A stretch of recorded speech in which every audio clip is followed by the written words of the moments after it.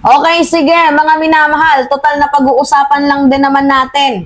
Itong si Vice President Sara Duterte, patungkol nga po dito sa kanyang pananahimik, diba? Sa kanyang kapatid at kanyang asawa, di umano, patungkol nga po dito sa shabu shipment. Abay, okay, sige, eto, mga minamahal, alam nyo kung gaano ka-vocal si Mima Alicia, patungkol nga po dito sa mga ginagawang katarantaduhan ng local man yan, or dito sa national. Siyempre, pag national, wide yan kasi mga kilaladong tao. Pero siyempre, dapat dito sa local, makialam din tayo. Kasi baka malay natin, mga minamahal, yung nasa taas, trabaho ng trabaho, tapos yung nandito sa mga local, abay gumagawa ng katarantaduhan, kaya hindi matapos-tapos ang problema ng bayan patungkol sa droga.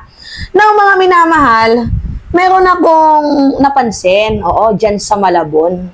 Kasi napa-research ako mga minamahal. Yung Malabon, ayaw sa droga. Tingnan nyo nga yan, mga minamahal, yan. Pakita ko sa inyo. Nakalagay dyan. Malabon yan. Ayaw sa droga. So, lahat daw ng 21 na barangay sa Malabon, drug-free workplace. Yan yung sabi dito sa article na to. 40% daw ng barangay sa Malabon, drug-cleared. Ito ay datos, taong 2019, mga minamahal. Pero gayon pa man, syempre, na-brand na yung Malabon na ayaw sa droga. Pero bakit meron akong nalaman? So ngayon, tingnan nyo itong post na yan, mga minamahal. Natatandaan ninyo yung issue ng Alabang Boys. So bago natin pag-usapan yung Alabang Boys na yan, abay ito, tingnan natin, basahin natin to, mga minamahal. Ang tanong ni Ricky Sandoval noon kay PIDEA Director Junicio Santiago matapos mahuli nito ang tinaguriang Alabang Boys na mga tulak di umano ng ecstasy. Pare, anong balita? May magagawa pa ba? Sure ka ba dyan? Ayaw ng Malabon ng droga? Ako binasa ko lang yun nandito. Kasi mga minamahal, meron naman talagang pagbabasihan dyan. Ito The Right Connection. Ito po yung pinablish ni Ellen noong January 11, taong 2009. Alam nyo naman na naging viral po, mga minamahal, yung Alabang Boys. Taong 2009 po yan, mga minamahal, dahil sa kanilang pagkakahuli sa illegal drug charges. Diba? So ngayon nga po, mga minamahal, itong si Ricky Sandoval, di umano ay mayroong connection. Yung kanyang connection, pinagana niya.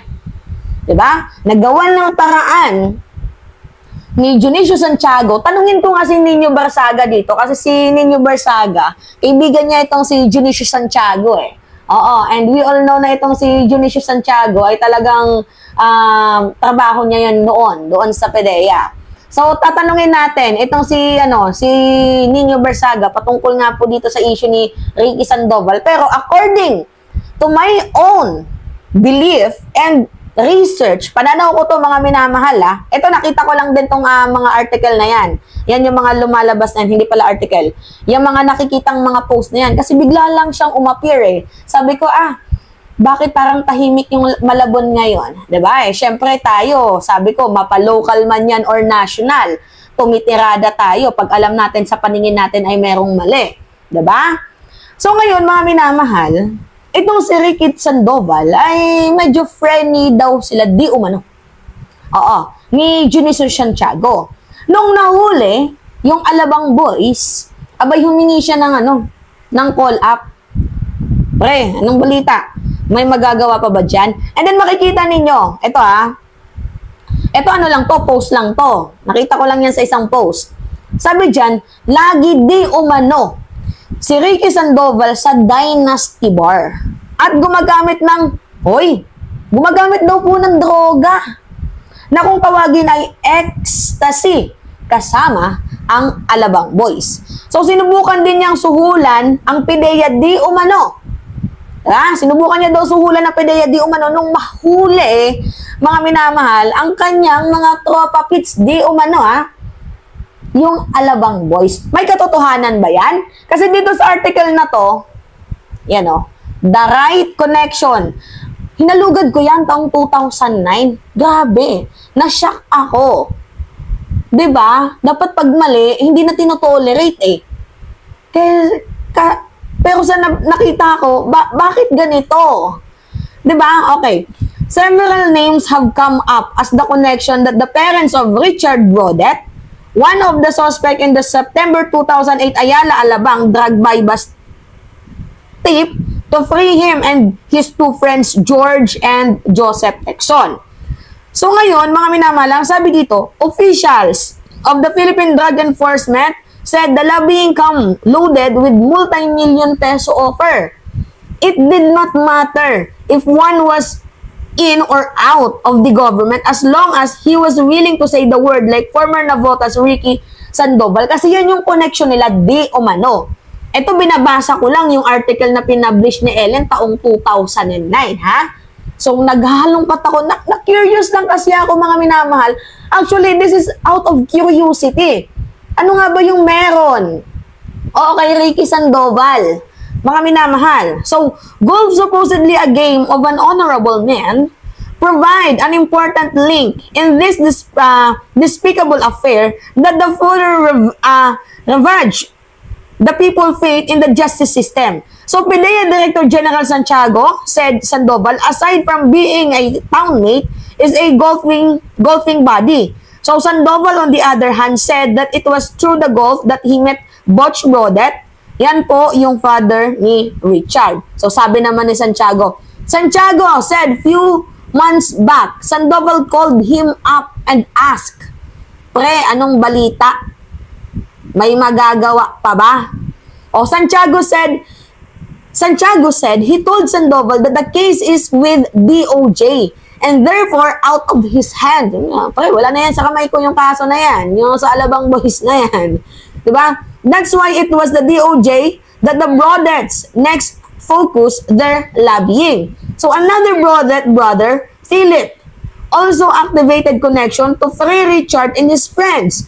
Philip, a former government representative in the anomaly riddled Philippine Communications Satellite Corporation, called up Justice Secretary Ricardo Blancaflor to ask for help in lobbying with PDEA for the release of his nephew before Christmas.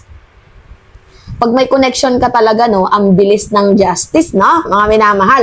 Ako, nagbabasa lang ako, batay dito sa aking mga nakitang article. So, at that time, the Brothers Connection had apparently worked with the DOJ because the resolution had been issued dismissing the case against the three.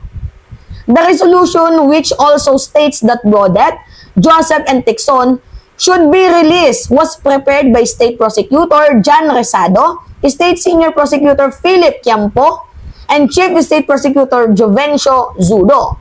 So ngayon, mga minamahal, the three prosecutors said in the past, nakakaloka, the decision whether to release the accused or not before charges are made only at the level of the Chief State Prosecutor despite Memorandum Circular 46, which require approval of the Secretary of Justice in case involving illegal drugs and other crimes punishable by imprisonment of more than 5 years. So itong si PDEA lawyer Lazaro, tinawagan ang mga following conversation with Resado noong December 19 when he was informed that the resolution ordering the release of the three suspect. So ngayon, sabi ni Lazaro, bakit nagbabaliktaran? Sabi mo, ipa-file ng complaint. Sabi ni Resado, delikado, huwag tayo sa telepono mag-usap. Sabi naman ni Lazaro, bakit? Sabi ni Resado, kasi si Chief Prosecutor Zonyo ang pumirma. Mga minamahal. Ngayon, eto na yung sumunod na eksenang kabanata. Blancaflor, who is known as the Executive Secretary Eduardo Ermita Man at the DOJ, he used to be Defense Undersecretary, takes charge of anti-terrorism and human rights matter. His job does not cover illegal drugs. Yet when Philip called him up about the release of his nephew involved in illegal drugs, he didn't hesitate to talk with Major Ferdinand Marcelino, head of Agency Special Enforcement Service, because of the connection. Mga minamahal, Blancaflor said the marine officer on the detail with PDEA told him that they are not releasing the tree until the Justice Secretary affirmed the resolution as provided for DOJ. Memo 46. He said he relayed Marcelino answer to Philip. So despite that conversation with Marcelino, Blancaflor did managerial service again for the lawyer of suspect. Sabi ni Felisberto Verano Jr., who is his fraternity brother at the Ateneo. Verano was also a law professor of the state prosecutor John Resado. Blancaflor allowed his secretary to bring the office of Gonzales the release order prepared by Verano on the DOJ letterhead. Sabi pa dito, the sordid drama of injustice to the Filipino people is still unfolding, and we can be sure that we will be hearing new names in the upcoming days. If Philip Brodet tried to top someone who he barely knows like Blancaflor, I would be surprised if he did not to try to seek help from his former fellow Felcomsat director like Benito Araneta, cousin and frequent traveling companion of Mike Arroyo. Ang hirap sa Pilipinas, no? Basta may connection siya. May connection ka. Kaya nga ako, nagtatanong lang ako. Malabon ayaw sa droga. Pero bakit itong di umano, itong si Ricky Sandoval, di umano, mga minamahal, ay galing sa isang dynasty bar. Diba? Tapos, gumagamit daw di umano ng droga na kung tawagin ay ecstasy kasama ang Alabang Boys. Kaya nga sila ang nakipag-cooperate, nakipagtulungan para mapalaya ang Alabang Boys di umano. Ginamit nila lahat ng connection nila kasi baka ata masama. Diba? Mabanggit yung name ni Ricky di umano. Diba? Sa kasong ito. Alright? Kayo mga minamahal, ano yung masasabi ninyo? Ako wala akong kinikilikan dito. Out of curiosity lang talaga. Napa-research ako. Sabi ko, hindi pwede to. Dapat national or local magsalita tayo. Kayo, ano yung masasabi nyo dito? Alright, mga minamahal, yun po. Anyway, it's me again, Alicia nyo, at magbabalik ulit para sa ating panibagong video.